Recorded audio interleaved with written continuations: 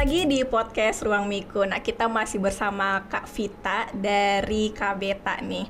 Nah, tadi kan kita lagi ngomongin tentang KBETA menjadi cenderamata di event G20. Tapi sebelumnya, tadi kalau pemirsa simak itu, kita bahas juga produk unggulan dari KBETA, yaitu tote bag Marta. Nah, kita mau ngeliatin nih tote bag Marta yang jadi produk unggulan dari KBETA nih, Kak. Mungkin bisa diperlihatkan. Ini dia. Perkenalkan. Iya. Sorry. Jadi ini sesimpel ini, tapi isinya banyak. Muatnya banyak, ya. Dan di dalam tuh ada. Dan ini bisa perempuan, laki-laki, bisa juga sih. Ya. Istilah sekarang tuh unisex kali ya. Iya. Nah ini jadi kita mengangkat tenun walaupun tidak banyak, tapi merepresentasikan Maluku di sini. Jadi dengan desain yang modern, kita harap nanti yang bisa memakai produk ini tidak cuma orang di Maluku, tapi orang yang mungkin mereka belum tahu Maluku, sehingga ya otomatis kita perkenalkan mereka tentang Maluku. Iya, jadi memperkenalkan kebudayaan Maluku lewat produk KBETA. Iya, oke, terima kasih. Ya, nah kita mau lanjut ngobrol tentang event G20 yang mana KBETA ini menjadi produk cendeраmatanya. Itu gimana tuh Kak? Awal mulanya sampai bisa jadi terpilih jadi salah satu cenderamata di event G20 gitu, dan prosesnya sampai bisa terpilih tuh bagaimana? Iya. Jadi sebenarnya ini merupakan upaya yang mungkin tidak kita sadari tapi sudah kita lakukan, karena sejak awal kan kita menerima pendampingan.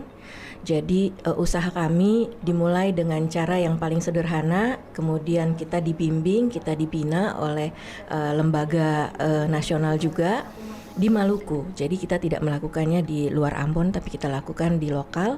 Dan di situ kemudian kita juga dibukakan jalan untuk market mereka. Jadi dengan demikian kita dibawa ke jejaring-jejaring yang lebih luas, sehingga mungkin disitulah mereka kenalan dengan produk KBETA. Nah, salah satunya itu adalah tote bag si Marta ini. Karena memang Marta sendiri memiliki filosofi kan, dengan karakternya yang simple, cantik, kuat seperti Marta Christina Tiahahu itu. Oke, baik. Ya, itu dia penjelasan tentang tote bag Marta yang merupakan produk unggulannya. Nah, aku juga mau ngebahas nih tentang SDM yang juga turut serta nih dalam KBETA gitu. Boleh diceritain nggak Kak, SDM di KBETA-nya sendiri itu seperti apa? Apakah melibatkan orang-orang lokal kah atau bagaimana nih? Iya, jadi prinsip bisnis kami sih sebenarnya efisien ya. Jadi kita tidak serta-merta langsung bikin industri yang besar. Tim kita cukup mungil, tapi kita sistemnya kolaboratif. Jadi untuk tim in-house kita sendiri memang kita berdayakan teman-teman dari lokal yang mereka kita didik dari yang mungkin masih sederhana cara produksinya, sehingga memiliki keterampilan yang lebih untuk menghasilkan produk yang berkualitas yang kita inginkan. Jadi memang saat ini lebih banyak pakai tenaga di lokal gitu. Jadi tapi memang kebanyakan perempuan, dan memang kita juga berdayakan selain tim internal kita kan ada kerjasama dengan pengrajin tenun ya, itu mayoritas mama-mama, dan memang mereka kerja di grup mereka masing-masing di tempat mereka masing-masing gitu. Jadi memang kita ada tim di dalam in-house, dan juga kita ada tim yang kita kerjasama dengan grup-grup yang di luar, tapi memang kebanyakan di lokal begitu. Ya, oke. Nah, sampai bisa jadi cenderamata di event G20, kemudian juga udah banyak nih namanya apa ya istilahnya ya, konsumennya gitu ya. Kira-kira dari KBETA tuh punya trik marketing sendiri nggak yang bisa dibagi nih kira-kira nih? Seperti apa sih taktik marketingnya sampai bisa sesukses sekarang gitu? Amin. Terima kasih Kak. Jadi sebenarnya kami karena dengan tim yang cukup mungil jumlahnya, kita melakukan hal yang simple. Jadi dengan HP saja bisa kerjanya. Jadi paling efektif memang saat waktu itu kita mulai, bahkan mungkin juga masih ini sekarang adalah dengan menggunakan digital, HP, gadget yang paling bisa kita pegang.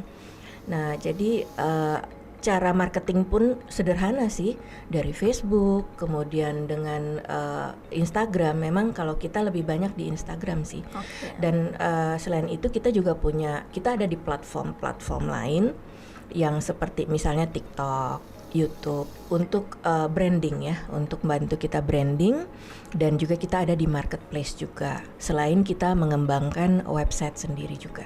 Kayak jadi di digitalnya tuh kenceng banget ya. Jadi di e-commerce ya, ada, memang, di sosial media juga ya, ada gitu memang ya Kak. Kita powernya lebih banyak ke situ. Sementara untuk yang offline kita dibantu oleh teman-teman mitra. Jadi seperti toko oleh-oleh yang ada di Ambon, kemudian di bandara, kemudian dengan dinas-dinas terkait, Dekranasda yang mungkin juga ikut berjejaring dengan kita. Kemudian kita ada juga beberapa toko di Bali sama di Jakarta. Iya, oke. Tapi Kak, pasti kan ada nih tantangan-tantangan yang dihadapi dalam produksian kah, dalam marketing kah, dalam prosesnya itu bagaimana nih Kak? Apakah ada tantangan-tantangan tertentu yang dihadapi oleh Kak Beta? Sangat banyak sebenarnya ya, rintangan, tantangan, tapi itu challenge kita sih sebenarnya. Ini kan tidak mudah membuat sebuah usaha industri di mana mayoritas penduduknya itu bukan alami crafter. Kita punya masalah di situ sebenarnya di awal.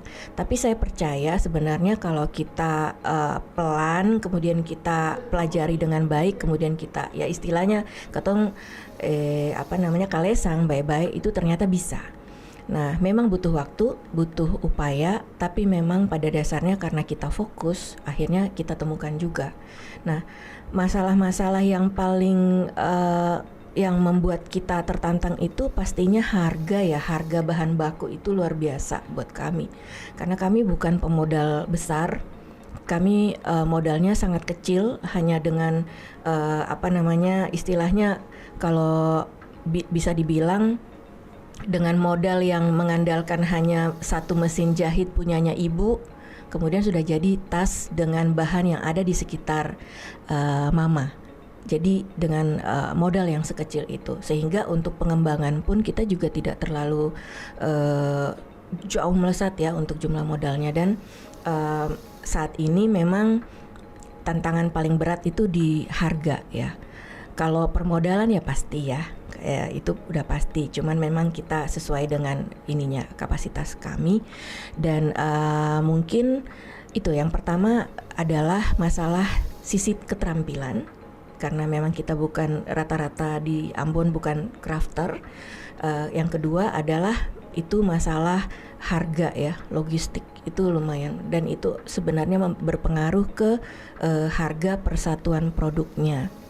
Nah, cuman memang akhirnya ya kita cari akal terus nih gitu. Tapi mudah-mudahan dengan adanya publikasi seperti ini, kemudian market kita menjadi lebih luas, mudah-mudahan banyak sekali obstacle ini mudah-mudahan bisa kita lewati gitu. Iya, oke. Dengan banyaknya keberhasilan yang sudah dicapai, dengan juga ya melalui tantangan-tantangan tadi gitu ya Kak.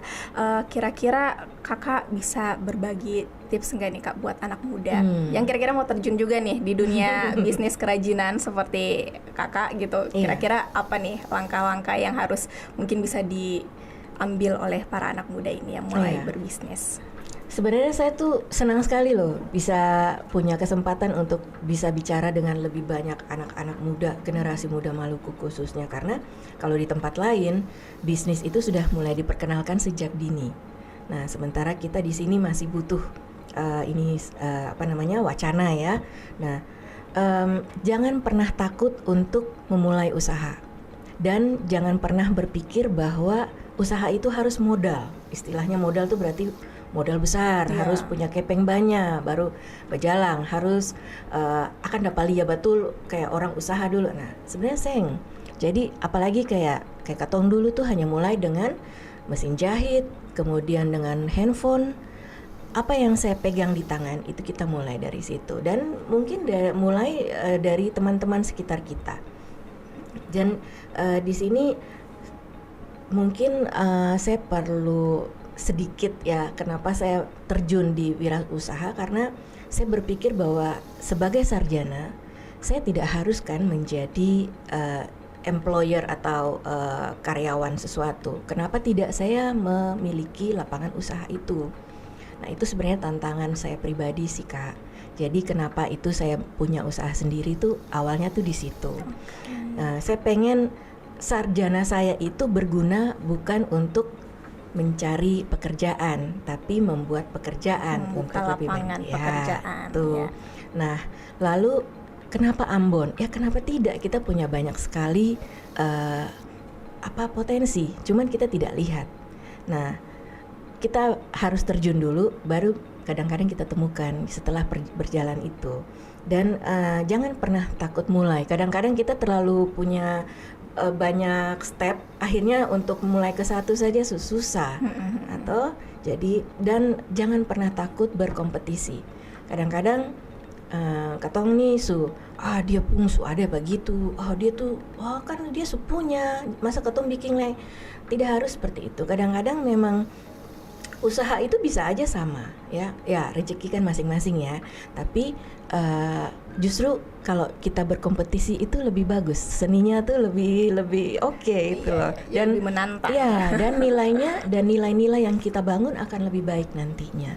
Nah itu jadi dan saya mengajak teman-teman yang mungkin masih di luar Ambon atau mungkin masih mereka-mereka yang pengen berbuat sesuatu untuk Maluku, untuk lokal, kenapa tidak kita lakukan saja. Saya balik dari Jawa, lakukan di sini, mengangkat cerita lokal untuk saya bawa keluar, untuk saya ceritakan lebih luas tentang Maluku. Dan saya lakukan ini untuk tidak saja untuk saya, tapi saya ingin berkarya untuk lebih bermanfaat lebih banyak untuk Maluku dan ya seluas mungkin. Ya, oke, baik. Nah, dari sharing-sharing ini kita mungkin mau berbagi terakhir nih Kak, apa harapannya Kak Beta untuk kedepannya, dan juga mungkin kalau mau promosiin Kak Beta juga Kak boleh silakan gitu. Oh iya, terima kasih. Jadi saya merepresentasikan Kak Beta. Terima kasih telah mengundang kami di TVRI. Kita kenalan di sini, dan Kak Beta ada di Ambon. Bisa ditemukan di toko-toko oleh-oleh mitra kami seperti di Santo, di Antoni Rebo, kemudian di Fuli, di Hotel Santika lantai dasar, lalu ada di Dekranasda juga, kemudian ada juga di bandara. Nah, untuk teman-teman di Jakarta juga ada di Jalan Gatot Subroto, nanti di website kita juga ada, kita cantumkan. Nah, selain itu kita memang lebih banyak ditemukan di online, ada di Instagram, bisa di Facebook, atau mungkin langsung ke website kami www.kabeta.co.id. Ya, dan kalau harapan sih mudah-mudahan selain lebih dikenal, saat ini alhamdulillah Kak Beta sudah didistribusikan secara nasional, dan jejak kami sudah mulai ke negara tetangga juga alhamdulillah, dan mudah-mudahan tahun ini lebih luas lagi. Tapi tidak itu saja, kita ingin memperkenalkan Maluku ke halayak Indonesia, dan mudah-mudahan lebih banyak lagi teman-teman yang mengikuti jejak Kak Beta. Kita tidak hanya ingin sendiri, kita ingin ada banyak sekali brand-brand lokal yang bersama-sama Kak Beta di panggung nasional bahkan di dunia. Dan mudah-mudahan pemerintah juga mendukung langkah-langkah anak-anak muda kreatif yang bisa memiliki brand sendiri untuk melangkah ke panggung nasional. Terima kasih. Oke, ya itu dia bincang-bincang kita dengan Kak Vita. Terima kasih banyak Kak Vita udah berbagi tentang Kak Beta hari ini. Ya, untuk para pemirsa TVRI Maluku, sekian podcast Ruang Miku hari ini. Jangan lupa juga untuk follow semua sosial media TVRI Maluku untuk mendapatkan info-info lainnya. Kita ada di Instagram, Facebook, Twitter, dan juga YouTube. Jangan lupa di follow juga ya. Oke, terima kasih banyak Kak Vita untuk ngobrol-ngobrolnya hari ini ya Kak. Sampai jumpa.